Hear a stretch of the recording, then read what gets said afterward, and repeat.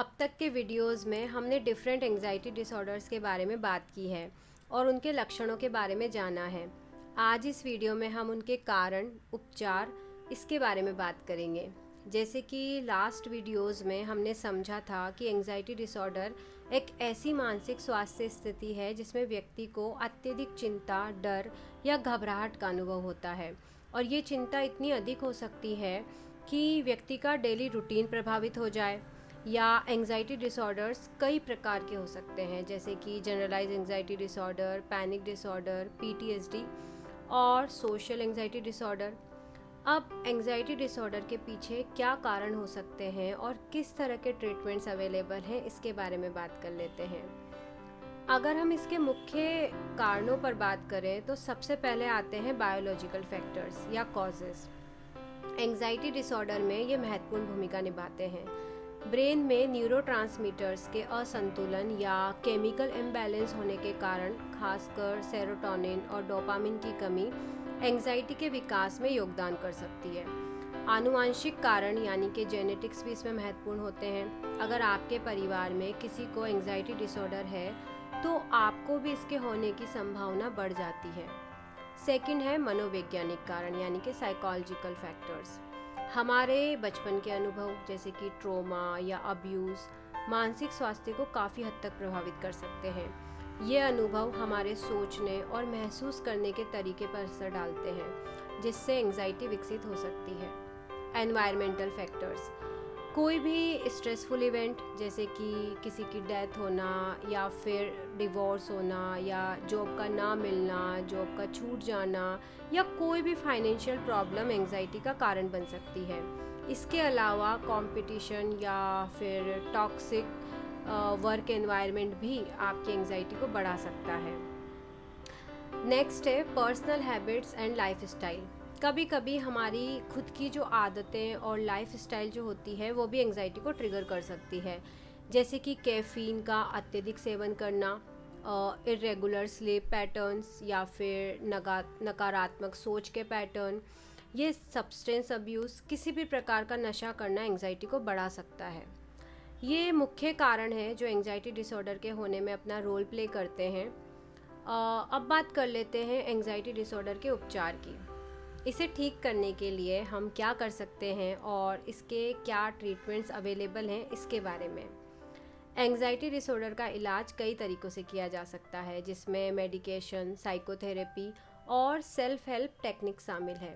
सबसे पहले अगर हम साइकोथेरेपी की बात करें तो इसके लिए डिफरेंट काइंड्स ऑफ साइकोथेरेपीज़ यूज की जाती हैं, जैसे कि कॉग्निटिव बिहेवियर थेरेपी यानी कि सीबीटी। इसे आप एक क्लिनिकल साइकोलॉजिस्ट के साथ बैठकर सेशंस में अपनी जो भी प्रॉब्लम्स हैं उनके बारे में डिटेल डिस्कशन करते हैं। इसके कॉन्सेप्ट के अकॉर्डिंग हमारे विचार, भावनाओं और व्यवहार आपस में इंटरकनेक्टेड होते हैं।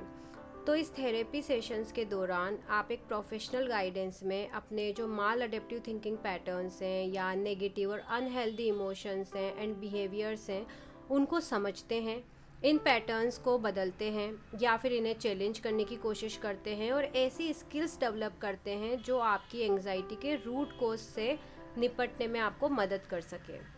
इसमें कई तरह की टेक्निक्स यूज की जाती है, जैसे कि कॉग्निटिव रीस्ट्रक्चरिंग, बिहेवियरल एक्सपेरिमेंट या फिर प्रॉब्लम सॉल्विंग स्किल्स। सेकंड है माइंडफुलनेस बेस्ड थेरेपी। इसमें डिफरेंट टेक्निक्स के थ्रू आपको प्रेजेंट मोमेंट में फोकस करना या रहना सिखाया जाता है। इसे बिना जज किए या बिना परेशान हुए अपने नकारात्मक विचारों और भावनाओं को हम किस तरीके से एक्सेप्ट कर सकते हैं, उनसे कैसे डील कर सकते हैं, इसके बारे में हम इसमें सीखते हैं। थर्ड है एक्सपोजर थेरेपी। इसका यूज स्पेसिफिकली फोबिया के ट्रीटमेंट में किया जाता है, जिसमें प्रोफेशनल गाइडेंस में आपको धीरे धीरे उस स्थिति का सामना करने के लिए तैयार किया जाता है, जिसमें आपकी एंजाइटी कम होती जाती है और आप उस डर का सामना करना सीखते हैं, जिससे आपके जो नेगेटिव थॉट पैटर्न है या बिहेवियर है उसको चेंज करने में आपको हेल्प मिलती है। नेक्स्ट है डायलेक्टिकल बिहेवियर थेरेपी। इसमें आपको इमोशनल रेगुलेशन या इंटरपर्सनल स्किल्स या डिस्ट्रेस टॉलरेंस की स्किल्स सिखाई जाती है। ये विशेष रूप से उन लोगों के लिए फ़ायदेमंद है या हेल्पफुल है जिनको एक्सट्रीम एंग्जाइटी के साथ साथ अदर इमोशनल या इंटरपर्सनल इश्यूज भी हैं। मनोचिकित्सा यानी कि साइकोथेरेपी के कई फ़ायदे हैं। सबसे महत्वपूर्ण ये है कि ये आपको अपनी समस्याओं को समझने और उनसे निपटने के लिए नई स्किल सिखाती है। ये एक तरह की ट्रेनिंग है। इसके अलावा ये आपको एक सेफ़ और सपोर्टिव माहौल भी प्रोवाइड कराती है, जिसमें आप अपनी इमोशंस को, अपने थॉट्स को एक्सप्रेस कर सकते हैं, उन्हें समझने की जगह देती है और आपको इंडिपेंडेंट बनाती है। अगला जो ट्रीटमेंट मोड है वो है मेडिकेशन, जो कि साइकेट्रिस्ट के द्वारा प्रिस्क्राइब की जाती है। इसमें एंटी डिप्रेसेंट, एंटी एंग्जाइटी पिल शामिल है जो आपके एंग्जाइटी के सिम्टम्स को रिड्यूस करने में मदद करती है। इन सब के अलावा हम अपने लाइफ स्टाइल में बदलाव लाकर स्वस्थ खान पान, योग, मेडिटेशन प्रैक्टिस कर सकते हैं और अपनी स्लीप साइकिल को ठीक रख सकते हैं। कैफ़ीन या अल्कोहल का सेवन कम करना चाहिए या नहीं करना चाहिए।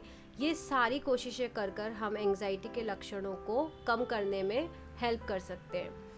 अगर आपको लगता है कि आप या आपका कोई भी प्रिय व्यक्ति एंग्जाइटी डिसऑर्डर से जूझ रहा है या स्ट्रगल कर रहा है, तो आपको प्रोफेशनल हेल्प लेने में देरी नहीं करनी चाहिए।